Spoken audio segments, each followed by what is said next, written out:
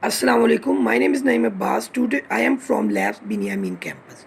Today I deliver a lecture number 8, page number 64. Integers. The number with a positive and negative sign you can check in the example, and it is represented by z, and z is equal to plus minus 1, plus minus 2, plus minus 3, plus minus 4, plus minus 5, and so on. It is start from 1 and so on. Now example number 5a. Exercise 5a, question number 6. 2 buses left end of the day.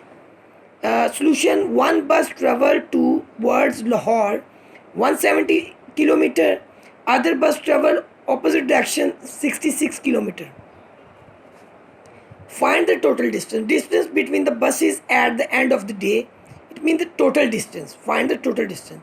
Solution: simply we added the two distance, 170 kilometer plus 66 kilometer, and the total distance you can got 236 kilometer.